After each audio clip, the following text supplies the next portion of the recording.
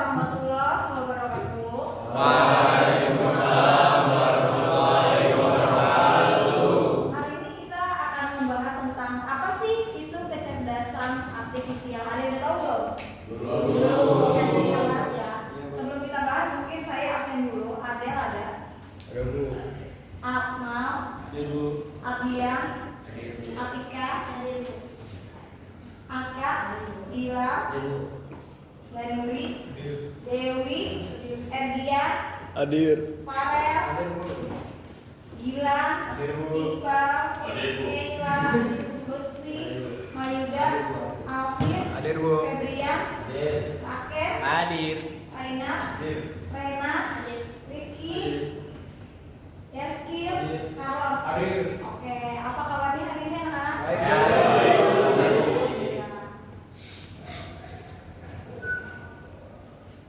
Jadi, apa itu kecerdasan artifisial? Ada yang tahu nggak? Kecerdasan artifisial itu adalah ilmu menurut John McCarthy adalah ilmu dan rekayasa untuk membuat mesin cerdas, terutama program komputer cerdas. Gitu. Kalau menurut Ellen Rich, yaitu AI adalah bagaimana membuat komputer melakukan hal-hal yang saat ini dapat dilakukan dengan baik. Contohnya, pada saat ini kalau kamu mau membutuhkan informasi, itu lebih mudah atau enggak? Lebih mudah ya. Jadi misalnya kamu mau mencari informasi, tinggal tanya ke Google, ya kan? Kalau misalnya kamu pengen tahu banyak jawaban, bisa lihat ChatGPT, gitu kan? Nah, ChatGPT itu bagian dari KA, kecerdasan artifisial. Oke, kita next ya.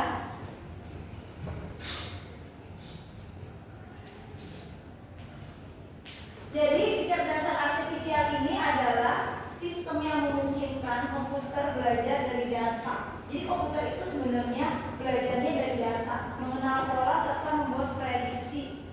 Komputer itu kok bisa sih, Bu? Kenapa ChatGPT itu bisa jawab pertanyaan kita? Sebenarnya ChatGPT itu bisa jawab pertanyaan kita itu dari data yang diambil, gitu. Jadi data itu dikumpulkan, maka akan menjadi jawaban untuk kita.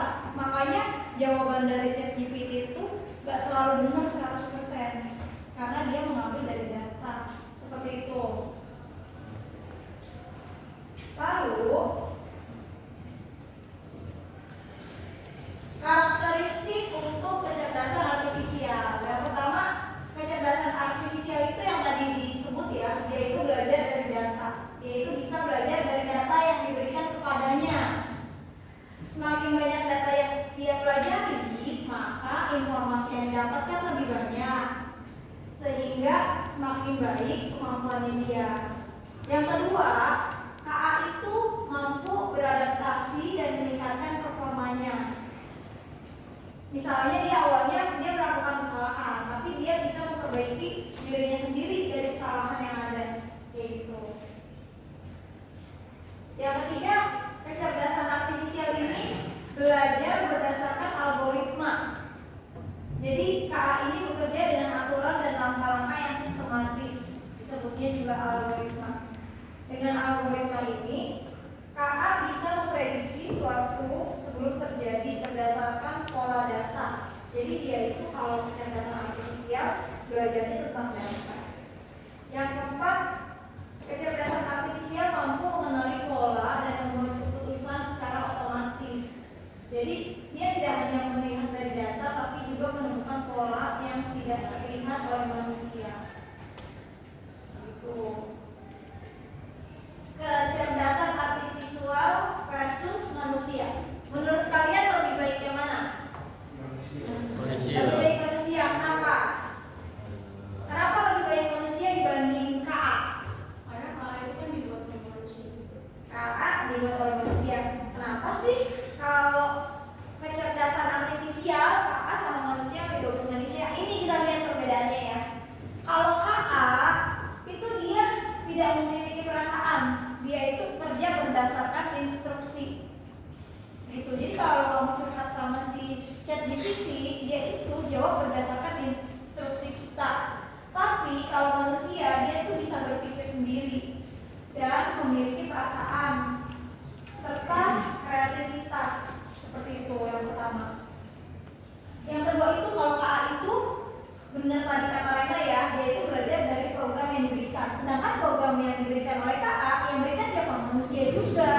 Yang setting itu manusia juga. Jadi dia itu bekerja berdasarkan program yang diberikan. Sedangkan kalau manusia, dia itu bisa belajar banyak hal yang berbeda dan dia itu bisa beradaptasi melalui lingkungan dan interaksi sosial. Lalu yang ketiga, di kecerdasan artifisial itu hanya memahami hal yang ada di dalam datanya aja, yaitu berdasarkan data yang udah di setting di dalamnya. Sedangkan kalau misalnya manusia, dia bisa memahami konteksnya yang lebih luas dari itu. Lalu kecerdasan artifisial ini hanya bisa membuat keputusan berdasarkan angka dan pola yang sudah dibuat. Sedangkan manusia bisa mengambil keputusan dengan pertimbangan emosi, nilai, moral, dan etika seperti itu. Jadi menurut kamu, jadi lebih baik manusia apa Kak? Manusia. Oke. Lalu,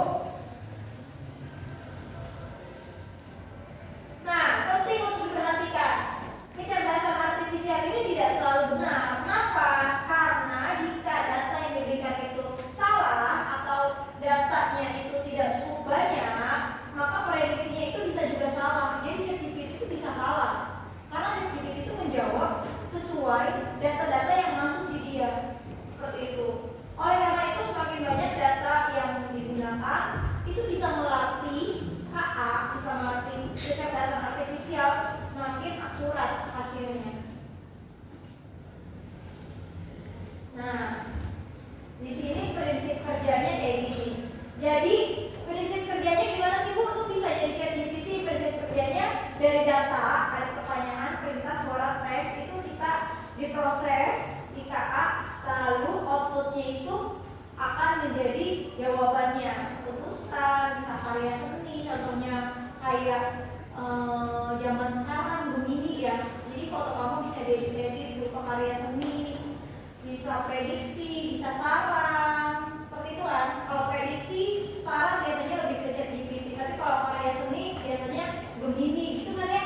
Jadi foto kamu sebenarnya ada di kelas atau ada di Swiss gitu kan? Ada di kelas atau ada di Jogja gitu kan?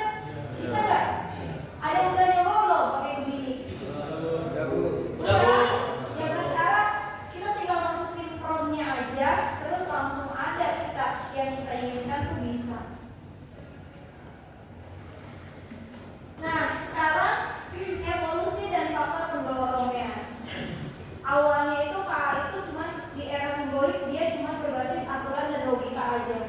Lalu selanjutnya dia mulai dari pembelajaran mesin, komputer belajar dari data. Lalu mulai ke deep learning, udah pakai simulasi kerja otak manusia. Jadi makin lama dia makin canggih, udah bisa ngikutin otak manusia sekali.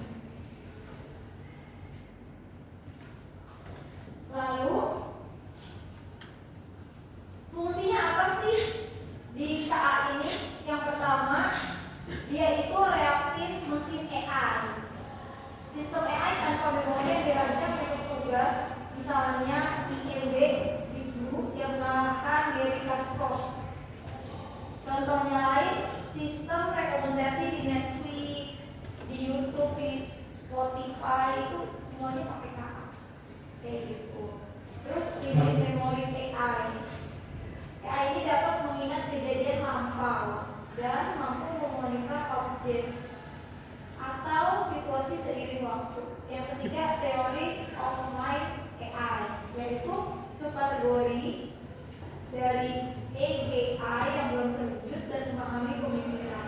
Lalu yang terakhir, self-aware AI. AI itu super cerdas. Dia itu mampu memahami kondisi internal, sifat dan emosi. Jadi dia itu sekarang tuh AI udah seperti manusia ya. Nah, ini adalah kategori perangkat-perangkat AI Yang pertama asisten KA, asisten kecerdasan artifisial. Asistennya itu apa aja sih? Ada ChatGPT, ada Gemini. Jadi itu kita kalau misalkan mau ngobrol sama ChatGPT bisa diladenin. Halo, selamat pagi. Dijawab selamat pagi. Apa yang bisa saya bantu? Saya mau curhat dong. Dibalas sama ChatGPT. Jadi seperti kita ngobrol sama orang. Jadi kita sekarang kalau ngobrol sama ChatGPT kayak kita punya teman lagi di dunia maya, tapi itu komputer, sistem bukan orang ya. Itu untuk asisten KA. Terus untuk Gemini juga bisa. Kamu ngobrol di Gemini. Yang kedua itu untuk memproduksi video. Memproduksi video itu bisa pakai macam-macam sekarang, ada CapCut dan lain-lain ya untuk bikin video. Untuk menulis rapat, di menulis rapat ini kita bisa pakai Phantom dan Nyota gitu. Untuk penulisan kita bisa pakai ini Sudowrite, dokumen konten. Untuk presentasi kita pakai Gamma. Kamu tahu gak Gamma? Jadi kamu kalau buka gamma.com itu kamu tinggal masukin materinya, itu udah otomatis jadi PPT, langsung jadi slide buat presentasi. Lalu di situ ada layanan pelanggan. Biasanya kalau layanan pelanggan itu dipakai di tempat-tempat yang kayak misalnya Shopee, terus yang jawab pertanyaan pelanggannya secara otomatis gitu. Itu layanan pelanggan. Terus ada manajemen proyek, terus ada pembuatan gambar. Seperti itu gambar-gambar. Sekarang kita coba ChatGPT ya. Coba kalian buka ChatGPT-nya di HP kalian, boleh.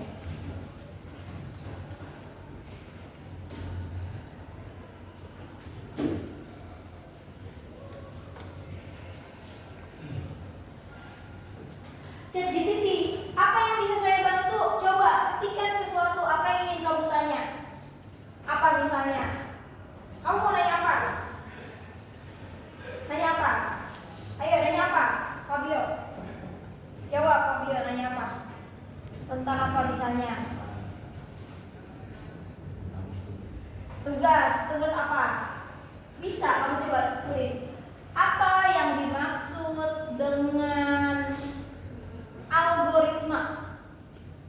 Kebuka nggak? Coba kita tanya ya sama ChatGPT ya. Kalau enggak, halo, apa kabar? Hai Nana, kabar baik dan penuh energi. Dia tahu nama saya Nana loh. ChatGPT-nya keren kan? Saya mau curhat dong.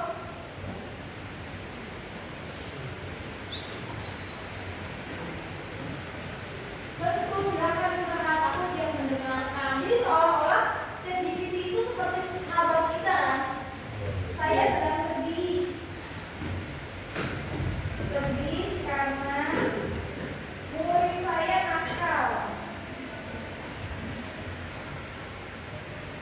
Aku paham. Nah, berarti seolah-olah ChatGPT itu bisa mewakili kita.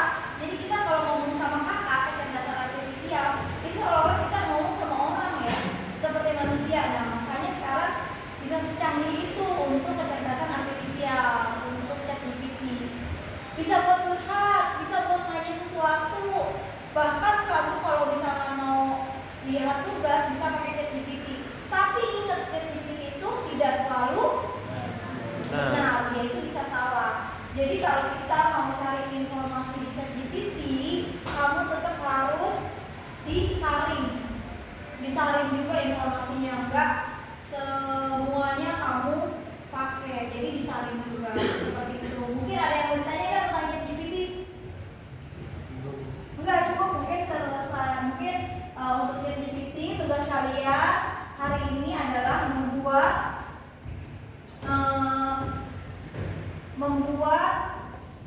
tugas tentang apa yang ingin kalian tahu, pengetahuan yang kalian penasaran selama ini.